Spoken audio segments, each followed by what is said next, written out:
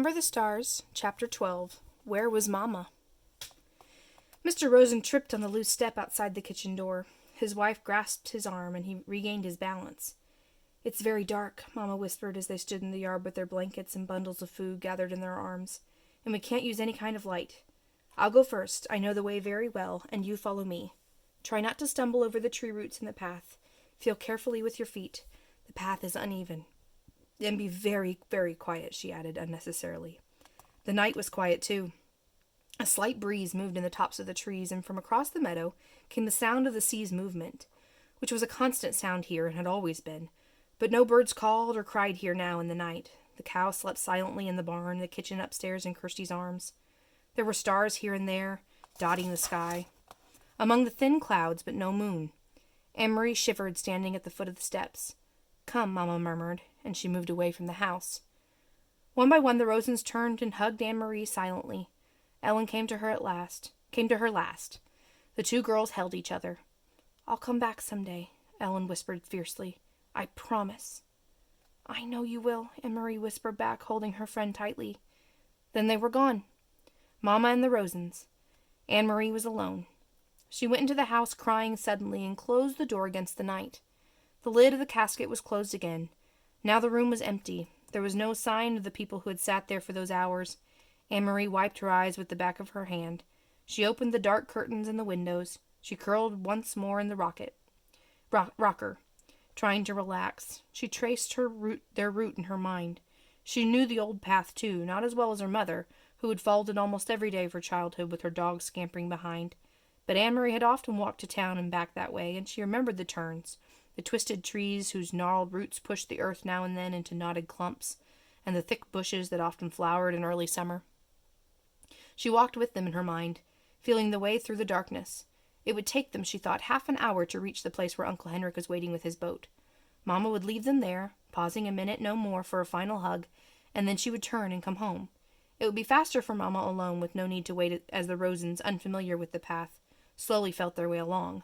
Mamma would hurry, sure-footed now, back to her children. The clock in the hall struck once. It was 2:30 in the morning.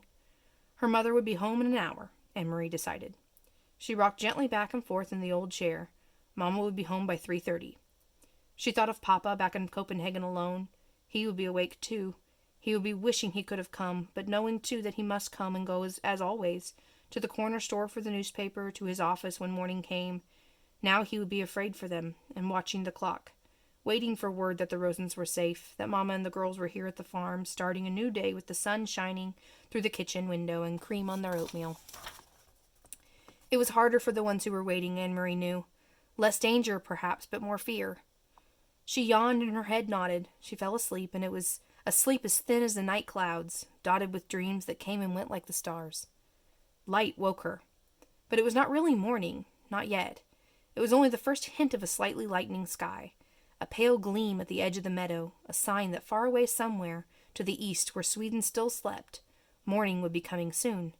Dawn would creep across the Swedish farmland and coast, then it would wash little Denmark with light, and move across the North Sea to wake Norway. Anne-Marie blinked in confusion, sitting up, remembering after a moment where she was and why. But it was not right. The pale light at the horizon, it should be dark still. It should still be night. She stood stiffly, stretching her legs, and went to the hall to look at the gold clock. It was past 4:00. Where was Mamma? Perhaps she had come home, not wanted to wake Anne-Marie, and had gone to bed herself. Surely that was it.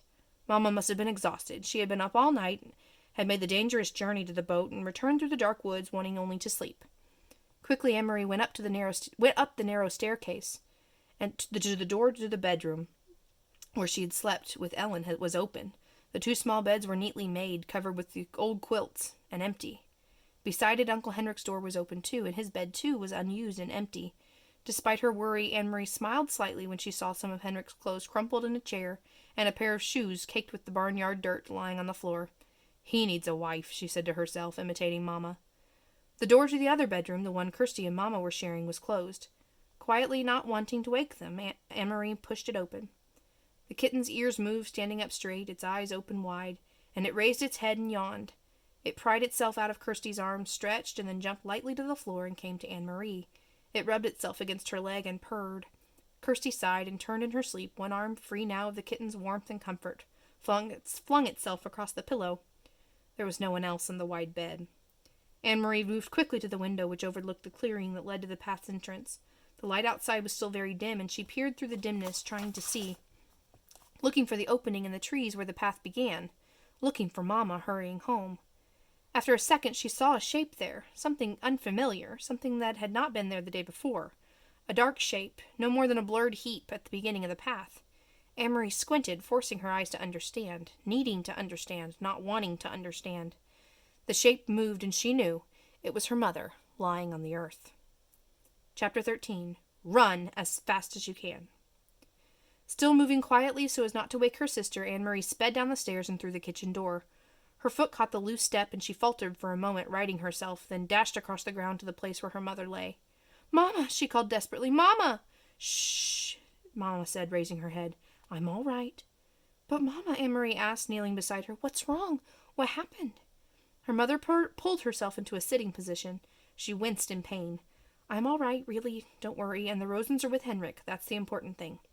She smiled a little, though her face was drawn with pain, and she bit her lip, the smile fading. "We got there quite quickly, even though it was still so dark, and it was difficult for the Rosens not knowing the path.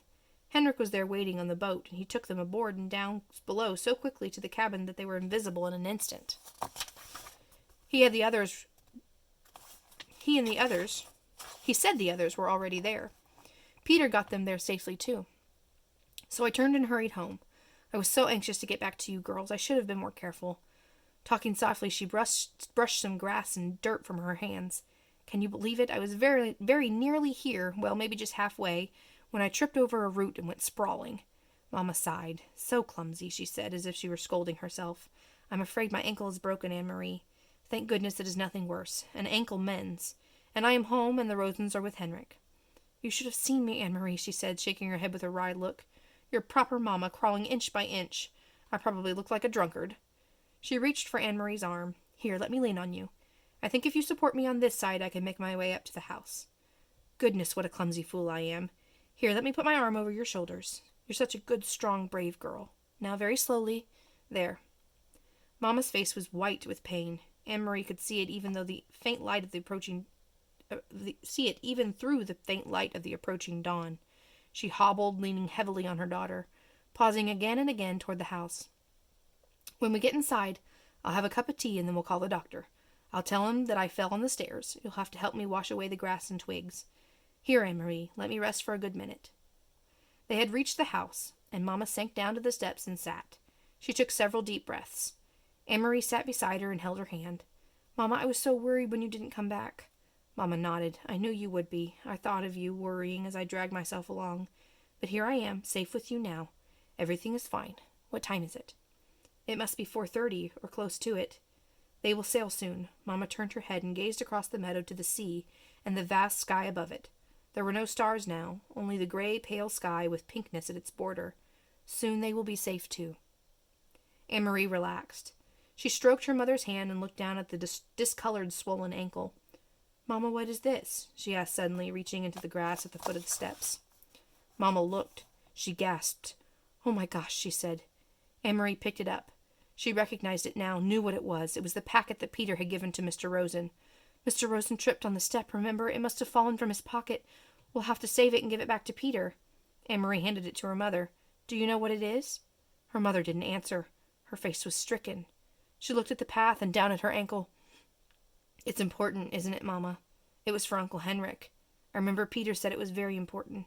I heard him tell Mr. Rosen." Her mother tried to stand, but fell back against the steps with a groan. "My gosh," she murmured again. "It may all have been for nothing." Anne-Marie took the packet from her mother's hand and stood. "I will take it," she said. "I know the way, and it's almost light now. I can run like the wind." Mama spoke quickly, her voice tense. "Anne-Marie, go into the house and get the small basket on the table. Quickly, quickly. Put an apple into it and some cheese. Put this packet underneath. Do you understand? Hurry." Anne-Marie did instantly as she was told. The packet at the bottom. She covered it with a napkin, then some wrapped cheese, an apple. She glanced around the kitchen, saw some bread, and added that. The little basket was full. She took it to where her mother was. "You must run to the boat, if anyone should stop you."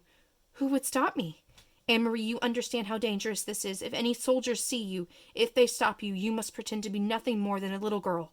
A silly, empty-headed little girl, taking lunch to a fisherman. A foolish uncle who forgot his bread and cheese. Mama, what is it in the bottom? But her mother still didn't answer the question. Go, she said firmly. Go right now and run as fast as you can. Anne-Marie kissed her mother quickly, grabbed the basket from her mother's lap, turned, and ran toward the path.